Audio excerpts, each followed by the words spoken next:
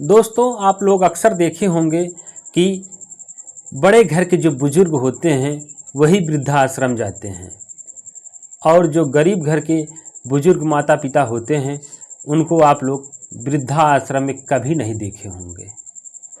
वो लोग अपने गांव में अपने घर में ही गुजर बसर कर लेते हैं, मगर वृद्धाश्रम कभी नहीं जाते हैं। और बड़े घर के देखेंगे आप, अक्सर लोग वृद्धाश्रम में ही जाते हैं। उन लोगों की मानसिकता होती है कि बूढ़े माता पिता हमारे साथ रहेंगे तो हमारा इमेज घट जाएगा और हमारी बराबरी जो आएगा करने, कहेगा कि इनके माता पिता कैसे हैं, कैसे रहते हैं, इसलिए वो लोग वृद्धाश्रम में कर देते हैं। उन लोगों की ज़िंदगी खराब हो जाती है।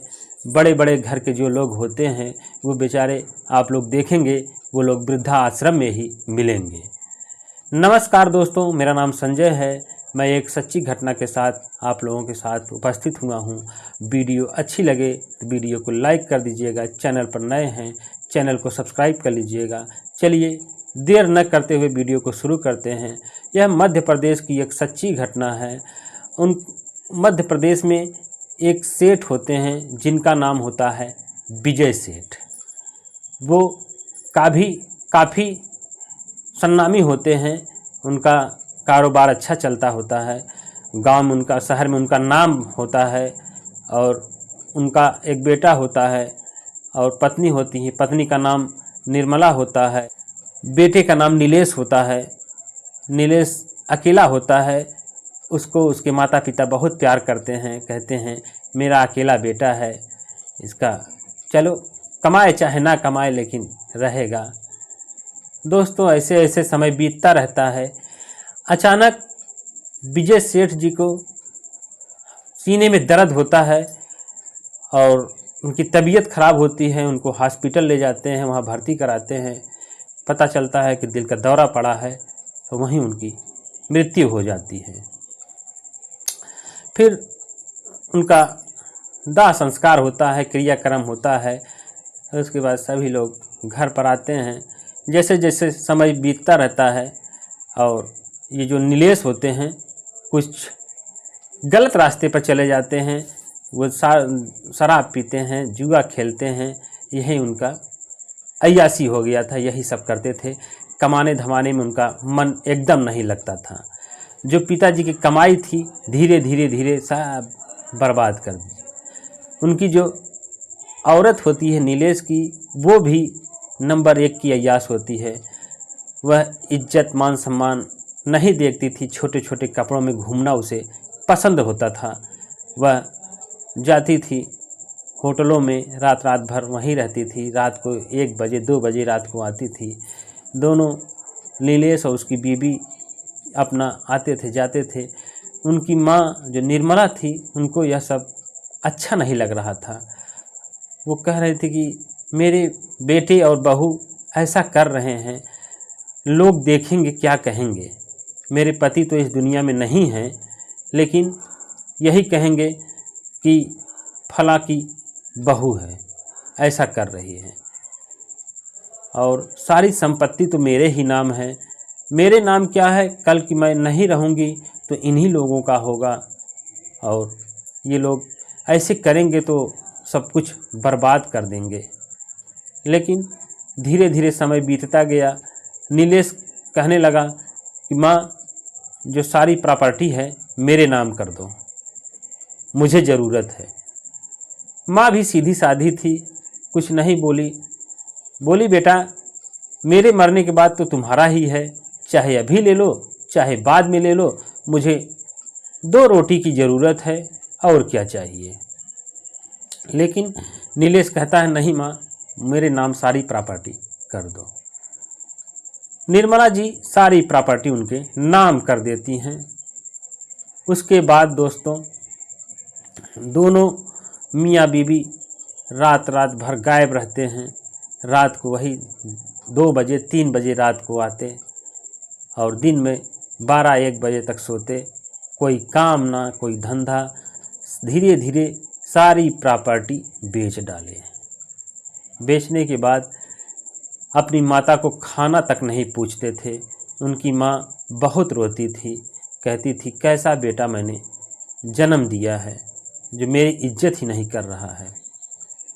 दोस्तों, निर्मला जी के मन में आता है क्यों न हम वृद्धा आश्रम ही चले जाएं, कम से कम वहाँ सुकून तो मिलेगा, ये सब तो देखने को नहीं मिलेगा।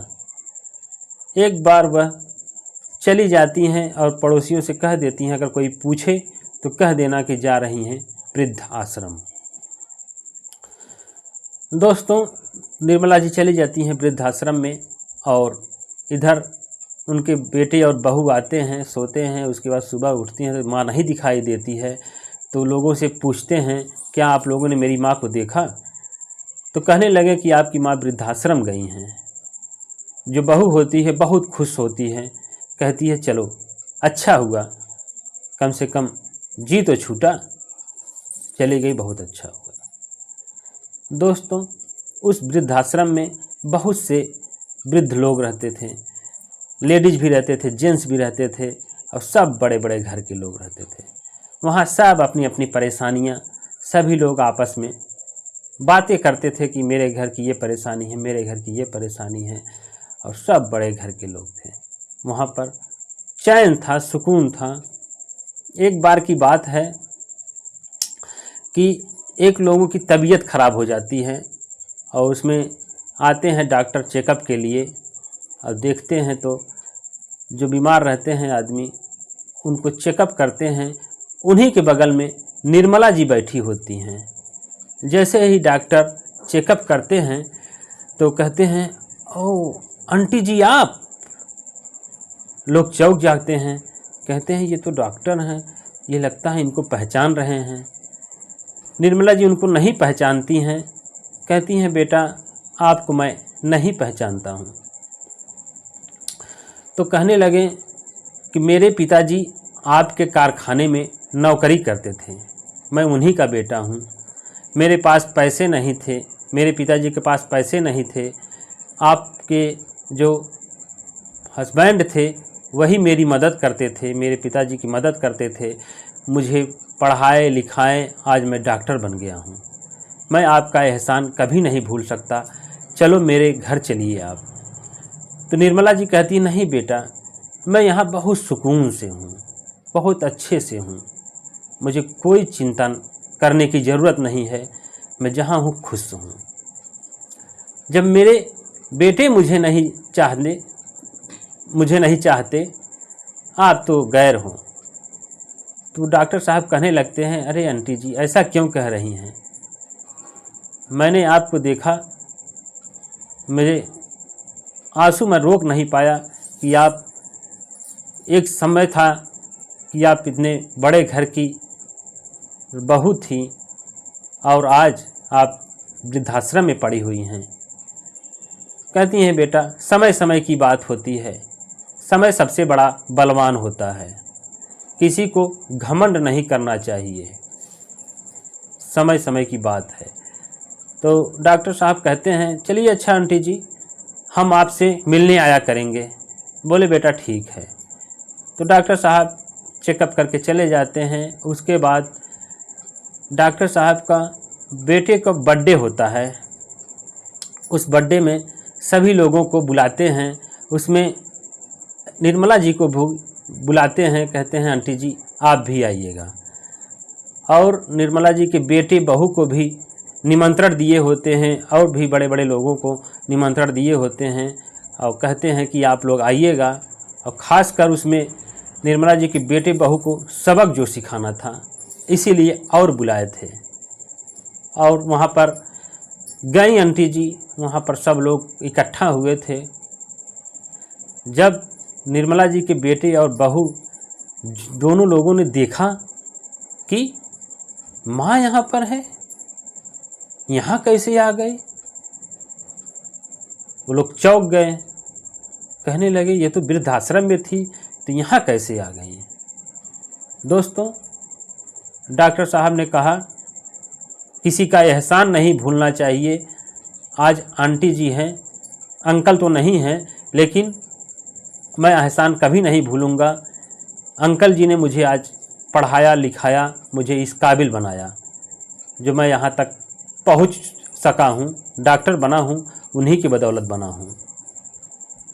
आज मुझे गर्व है।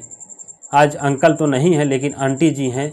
आंटी जी हमारे ही घर में रहेंगी। मैं इनका सारा खर्चा देखूंगा, खाना पीना कपड़ा लत्ता सब मैं देखूंगा। वहाँ पर नीलेश बहुत शर्मिंदा होते हैं और कहते हैं कि डॉक्टर साहब कहते हैं कि इनके बेटे का कोई पता नहीं कहाँ है कहाँ नहीं है, मुझे तो नहीं पता, लेकिन ये आंटी हमारी माँ जैसी हैं, मैं इनको यहीं पर रखूँगा। और नीलेश को अपनी गलती का एहसास होता है। कहने लगते हैं कि मैं आज इतना बड़ा गलती कर दिया हूँ कि मेरी माँ दूसरे के घर इतना मान सम्मान पा रही है और मैं किस कारण से अपनी माँ को ठुकरा दिया। सारी संपत्ति सारी जायदाद सब बर्बाद हो गया। दोस्तों, अपने सीमा में रहना चाहिए, इतना नहीं उड़ना चाहिए कि अपने घर का सारी संपत्ति बर्बाद कर दी। ऐसा नहीं करना चाहिए। और वो डॉक्टर जो होते हैं बहुत एहसान मानते हैं और आंटी जी को अपने पास ही रखे रहते हैं जब तक कि वो जिंदा रहती हैं। कहती हैं हमारे यहाँ आपका दरवाज़ा हमेशा खुला हुआ है, आप चाहे जैसे आइए, आपका एहसान मैं कभी नहीं भूल सकता। दोस्तों, वहीं पर नीलेश इतनी बात सुनता है तो वह अपनी माँ के पैरों पर गिर जाता है, कहता है माँ मुझे माफ़ कर दो। तो निर्मला कहती हैं कौन मेरा बेटा?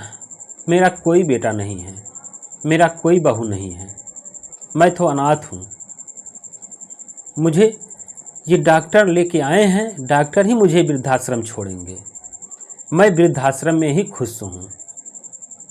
वहाँ पर बहुत से लोग जुटे होते हैं, सभी लोग नीलेश को भला बुरा कहने लगते हैं कि शर्म आनी चाहिए तुम्हें, तुम्हारे पिता ने एक एक पाई जोड़कर तुम्हारे लिए इतना बड़ा दुकान खड़ा किया, इतना संपत्ति बनाई और तुम चंद मिनटों में उसको बर्बाद कर दिए हैं।